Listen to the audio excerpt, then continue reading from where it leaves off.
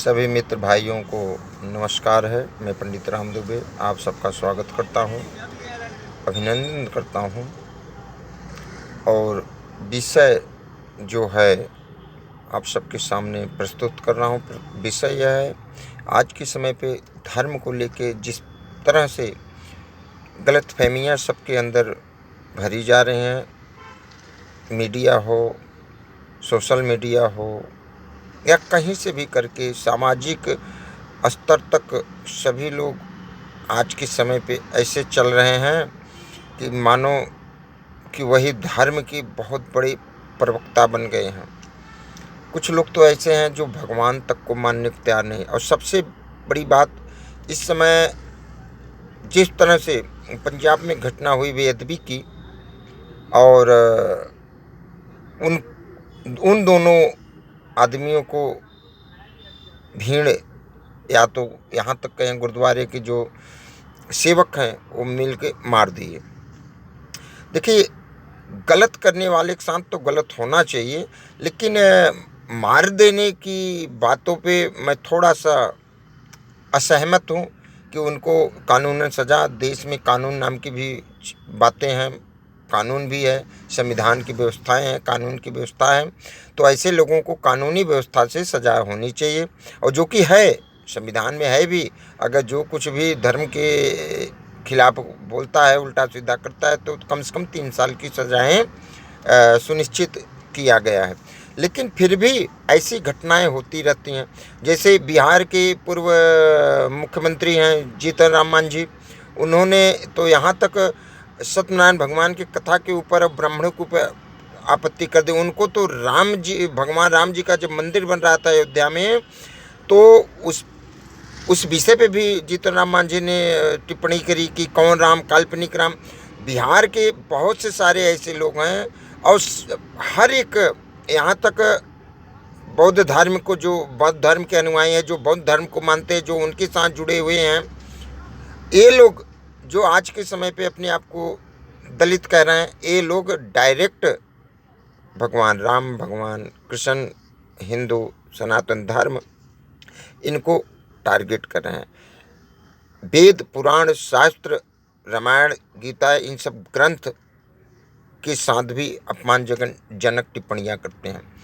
अगर ऐसा ही रहा, देश का व्यवस्था ऐसा ही रहा, देश की कानून व्यवस्थाएं ऐसी रहीं, तो आने वाले समय पे हिंदू सनातन धर्म भी, जिस तरह से सिखों ने सिर्फ बेअदबी के लिए कि भाई बार बार कोई आके ऐसा कर दे रहा है, तो उन्होंने यह समाज को दिखाया कि अब धर्म की रक्षा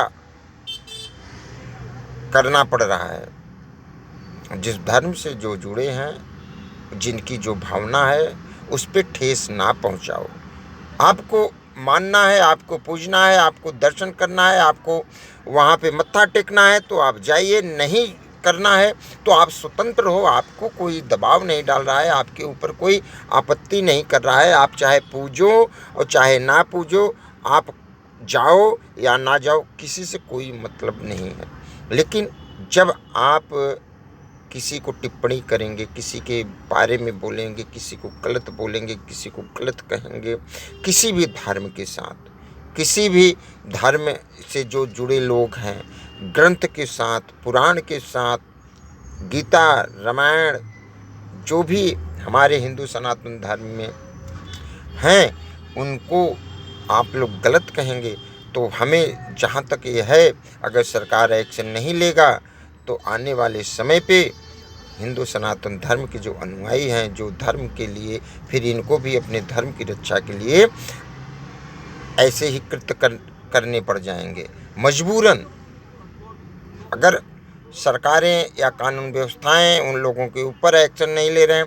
देखिए, कोई भी हो, अगर धर्म के खिलाफ कोई बोल रहा है, गलत बोल रहा है, चाहे वो नेता हो, चाहे मंत्री हो, चाहे आम आदमी हो, चाहे कोई अफसर हो, चाहे पुलिस में हो, चाहे किसी भी प्रकार का आदमी हो, और वो धर्म के विषय में किसी समुदाय को लेके, किसी जाति को लेके अगर गलत बोल रहा है, तो उसके ऊपर एक्शन सरकार को लेना चाहिए। ये सरकार की मान्यता है, ये सरकार का दायित्व है कि सरकार उसको हैंडल कर रही है या नहीं कर रही है। अगर नहीं कर रहे हैं, तो जिस प्रकार से सिखों ने धर्म ने भगवान श्री कृष्ण ने गीता में कहा है, आप धर्म की रक्षा करिए, धर्म आपकी रक्षा करेगा। तो भैया जब यही होगा, सिख समुदाय ने किया, अब सही किया या गलत किया, उनको जो लगा उन्होंने अपने व्यवहार से उन्होंने किया। अब कानूनी व्यवस्था है कि भाई हमारे देश में अगर कोई हत्या है, चाहे वो सांप्रदायिक हो, चाहे जिस भी प्रकार से हो, हत्या तो हत्या है, उसका दंड तो भुगतना पड़ेगा। ये गीता में भी भगवान श्री कृष्ण ने कहा है, पाप आप जो कर्म करते हो उसका फल आपको मिलेगा। सत्य कर्म करोगे सत्य मिलेगा, गलत करोगे गलत मिलेगा फल। तो उसका भाई जिन लोगों ने मारा है, अब वो लोग किस भावना से अंदर आए थे बेअदबी करने, या उनको नहीं समझता, या उनके अंदर लालसा थी कि हम वहाँ पे जाएं, अंदर घुस के दर्शन करें। तो अगर फिर भी उस समुदाय को लगा, सिख समुदाय, क्योंकि हमारी बेअदबी हुई है, उन्होंने एक्शन लिया, उन्होंने कार्रवाई। लेकिन हिंदू सनातन धर्म के साथ हमारे इष्ट जो भगवान हैं, हमारे जो सनातनी भगवान हैं, सबसे पुराना, सबसे अच्छा, और सदियों से जब से सृष्टि चली आई है, हमारा सनातन धर्म चलता आया है। सनातन ही सृष्टि के नाम को ही सनातन कहते हैं, जो जुड़ा हो, सृष्टि के साथ जो जुड़ा हुआ है, सृष्टि से लगा पड़ा है। जब भगवान ने इस सृष्टि को बनाया तो उसी के साथ यह सनातन धर्म के अनुयायी को भी बनाया था, उसके साथ चलने के लिए। तो सनातन धर्म के लोग भी मजबूर हो जाएंगे। अगर आज सरकार एक्शन नहीं ले रहा है तो सरकार को एक्शन लेना चाहिए, क्योंकि हिंदू सनातन धर्म के ऊपर जिस तरह से कोई मंत्री बोल देता है, कोई नेता बोल देता है, कोई आम आदमी बोलता है, कोई पॉलिटिशियन बोल देता है, कोई पार्टी का अध्यक्ष बोल देता है, तो भाई आप जिसको आप पूजते हो उसको आप पूजिए, जिसको हम पूजते हैं उसको हम पूजेंगे। आप इस पे टीका टिप्पणी ना करें। अगर गलत करेंगे तो गलत का अंजाम गलत ही होगा। सरकार इस पे सावधानी के साथ सरकार को कड़ी से कड़ी कानून बनाना चाहिए।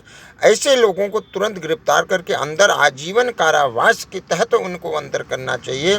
नहीं तो वो 2-4 साल के बाद फिर छूटेंगे, फिर ऐसे कोई ना कोई हरकत कराएंगे। इसलिए आजीवन कारावास, जब ऐसे दरिंद, मैं ऐसे लोगों को दरिंदा ही कहूँगा, राक्षस कहूँगा, क्योंकि पहले के भी समय पे पूजा पाठ और यज्ञ अनुष्ठान में राक्षस आके आपत्ति जताते थे, उसमें प्रतिबंध लगाते थे, बाधा बन जाते थे, इसलिए उनको राक्षस शैतान कहा जाता था।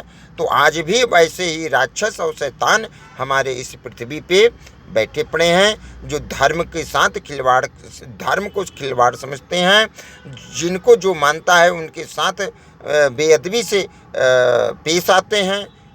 तो ऐसे लोगों के साथ एक्शन लेना चाहिए, सरकार का मुख्य दायित्व बनता है।